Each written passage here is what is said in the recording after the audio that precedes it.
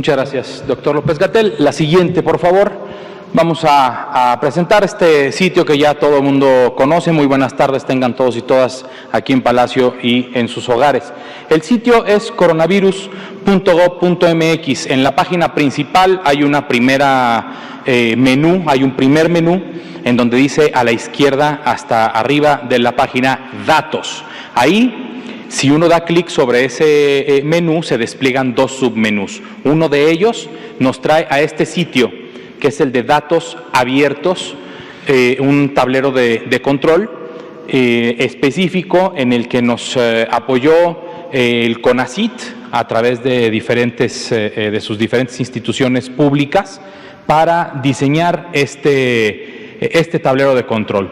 Cuando uno da clic en descargas, ahí aparecen los datos abiertos, la descarga de la base de datos más actualizada, la del momento en que en esa fecha está disponible, y un diccionario de variables. ¿Para qué? Para que la comunidad científica, datera, como dicen actualmente, y en general cualquier persona que guste del análisis de los datos pueda descargarlo y realizar sus ejercicios de análisis de los datos de la epidemia de COVID en México. Algo que también me parece que es importante, he escuchado, he leído mucho sobre los datos que publica Johns Hopkins o Our World in Data. Son estos datos. De aquí se descargan esos datos y luego ellos los analizan y los presentan de una forma específica en la que cada comunidad considera que es la mejor para además tener la información de múltiples países.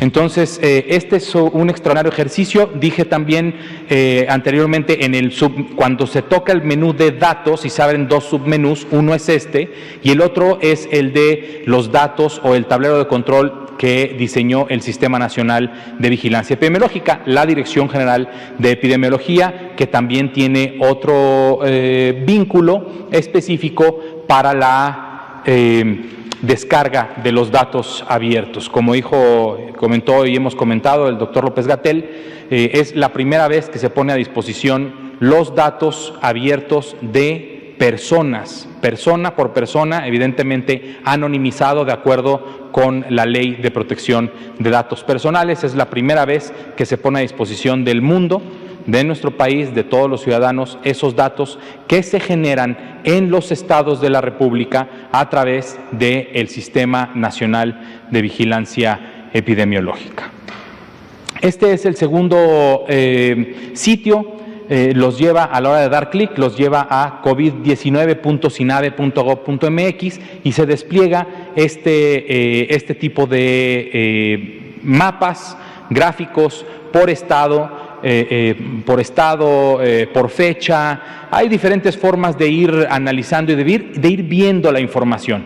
También se presentan los datos para ir moviéndole o la fecha o el número de estados que uno quiere revisar, o dar clic sobre los estados que uno quiere revisar para ir viendo y poder descargar imágenes, datos específicos, etcétera. Por ejemplo, si uno le diera clic en esta imagen, que es un círculo con una flecha hacia abajo y una barrita horizontal, ahí se abre un submenú que dice si uno quiere descargar la imagen, en qué formato quiere descargar la imagen y si uno quiere descargar los datos en formato CSV específicamente de los que hacen o forman este mapa específico, y así de cada una de los mapas o gráficos que se van presentando.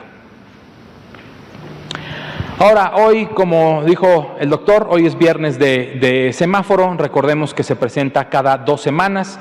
Es para iniciar el próximo lunes, para que todas las personas,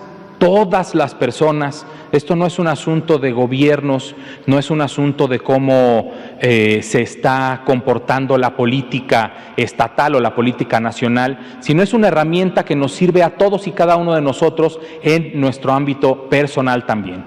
Los que son personas empresarias pueden tomar decisiones de cómo ir tratando a las personas trabajadoras con las que conviven siempre, horarios escalonados, horarios de atención, distanciamiento social. Por ejemplo, los restaurantes, que si uno va ahorita a un restaurante en la Ciudad de México, uno observa cómo hay menos mesas, y además esas mesas que están disponibles están intercaladas. Una mesa sí se usa, una mesa no se usa, para que exista lo más importante, que es el distanciamiento físico entre personas que no pertenecemos al mismo núcleo familiar.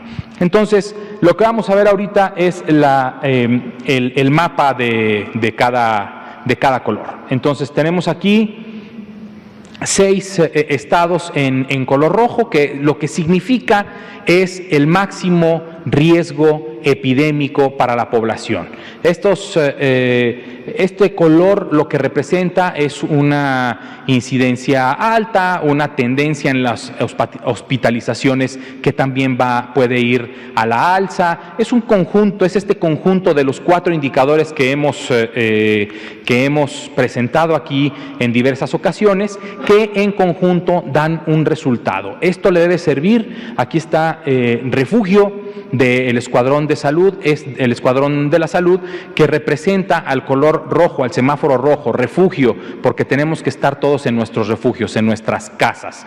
Y además representado por una mujer adulta mayor, que son uno de los grupos principales que más han afectado y que pueden presentar un cuadro grave de COVID-19. Entonces, lo que refugio nos dice es: quédense en su refugio, quédense en casa. Si no tienen nada que salir, quédense en casa. Si hay que ir a trabajar, vaya a trabajar, regrese a su casa, quédese en casa. Hay que hacer las actividades esenciales también propiamente de nuestras actividades.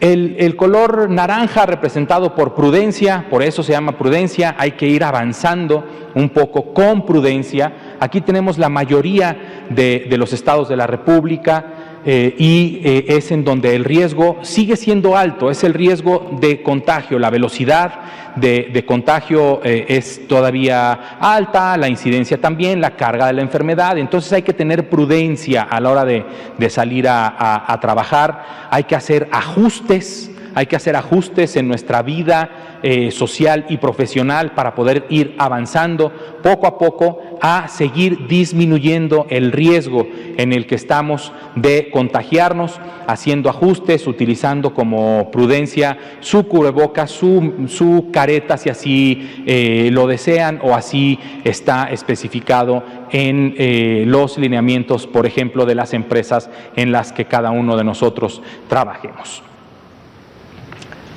Por primera vez aparece Aurora, Campeche. Campeche está en riesgo amarillo, es riesgo medio o riesgo moderado.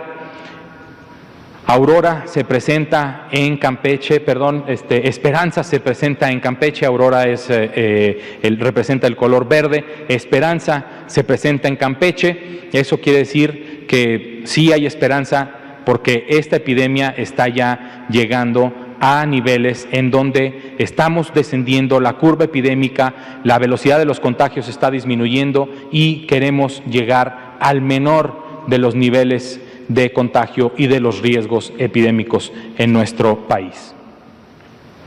¿Qué es lo que debemos hacer de acuerdo al riesgo epidémico que acabamos de presentar, ya sea refugio, prudencia o esperanza? Pues atender a las indicaciones de nuestros estados y nuestros municipios.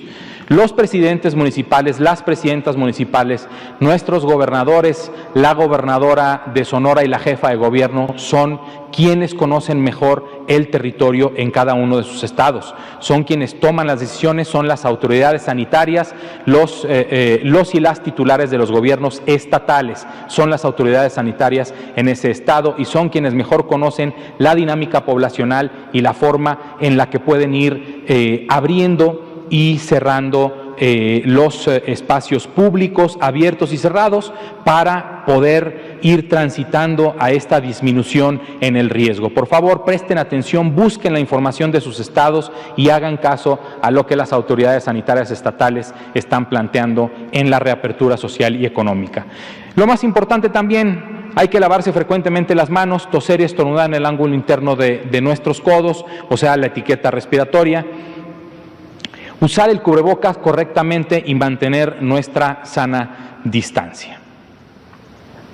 Finalmente, importante, si tenemos síntomas respiratorios y pertenecen a alguno de los grupos de mayor riesgo para presentar un cuadro grave de coronavirus, que ya lo hemos comentado, las personas adultas mayores, las mujeres embarazadas, las personas que viven con diabetes, hipertensión, obesidad, enfermedades cardíacas y respiratorias, enfermedad pulmonar obstructiva crónica, VIH, cáncer, que hayan recibido un trasplante renal, por ejemplo, o cualquier otro trasplante que disminuya su sistema inmunológico y que lo pudiera hacer susceptible a presentar un cuadro grave de COVID, hay que acudir a recibir atención médica inmediata. ¿Para qué? Para que nuestra persona profesional de la salud que nos apoya y nos orienta en el control de nuestra condición de vida, para poner un ejemplo, la diabetes. Si yo tengo controlada mi diabetes, yo tengo mucho menor riesgo de presentar un cuadro grave de coronavirus si es que llego a enfermarme. Eso quiere decir que estando controlado, si acudo a mi consulta médica y me dice mi médica o mi médico, usted tiene su glucosa bien controlada, su hemoglobina glucosilada, me dice que tiene usted un buen control de su condición de vida como persona que vive con diabetes, puedo estar un poco más tranquilo, pero siempre atento a mis signos y síntomas para no presentar un cuadro grave. ¿Cuáles son los signos de alerta? Entre algunos otros que ahorita describo, aquí Susana Distancia, que utiliza correctamente su cubrebocas, nos dice la falta de aire, el dolor en el pecho y una saturación de oxígeno si es que ustedes tienen disponibilidad de algún oxímetro de pulso de menos del 93% de oxígeno. Entre otros estaría la fiebre persistente, la cianosis, cuando nuestros labios o nuestros dedos se ponen un poquito morados o pierden color. Y cuando, por ejemplo, damos algunos 3 o 4 pasos y nos sentimos cansados, o por ejemplo, si yo ahorita estuviera hablando y solo de dar o de emitir algunas palabras me sintiera cansado y me empezara a faltar el aire, esos son signos de alarma. Esos signos de alarma nos deben de decir que hay que llamar inmediatamente al 911 o acudir a recibir atención médica de urgencias. Muchísimas gracias.